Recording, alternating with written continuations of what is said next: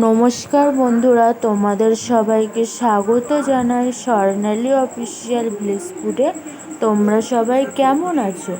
আজকে আমি তোমাদের সাথে তালের একটা নতুন পিঠা রেসিপি শেয়ার করব। সেটি হলো তালের সপ্তপুরি পিঠা। কেমন হয়েছে অবশ্যই কমেন্ট করে জানিও, আর প্লিজ আমার পাশে থেকো।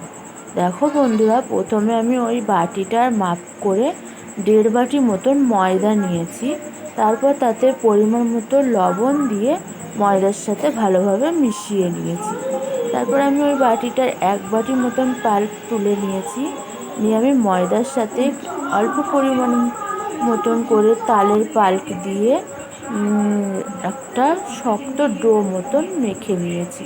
মেখে আমি ওটা ঢেকে রেখেছিলাম 2 ঘন্টা মতন। 2 ঘন্টা পরে আমি ছোট লেচি কেটে গোল গোল করে রেখে দিয়েছি। তারপর আমি এখানে পুর হিসাবে ব্যবহার করেছি সন্দেশ। তোমরা চাইলে এখানে নারকেলের পুরও ব্যবহার করতে পারো।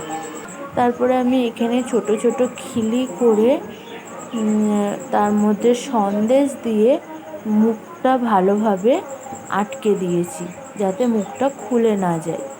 দেখো বন্ধুরা, আমার মা কত সুন্দর করে পিঠেটা তৈরি করছে। মুখটা ভালোভাবে আটকে দিয়ে কত সুন্দর করে ডিজাইন করে দিচ্ছে, আর মুখটা খুলবে না।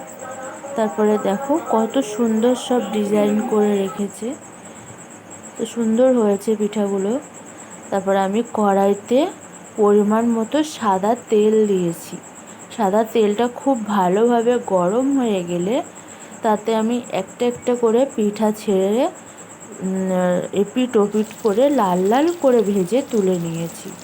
কেমন হয়েছে আমার এই সপ্তপুরি পিঠার রেসিপিটা অবশ্যই কমেন্ট করে জানিও। আর প্লিজ প্লিজ আমার চ্যানেলটাকে সাবস্ক্রাইব, লাইক, কমেন্ট, শেয়ার করে দিও। প্লিজ আমার পাশে থেকো। আজকের মতো এইটুকুই। খুব শীঘ্রই আবারও ফিরে আসবো নতুন একটা রেসিপি নিয়ে। ততক্ষণে তোমরা ভালো থেকো, সুস্থ থেকো, সাবধানে থেকো। আজকের মতো এইটুকুই। Tata, bye bye.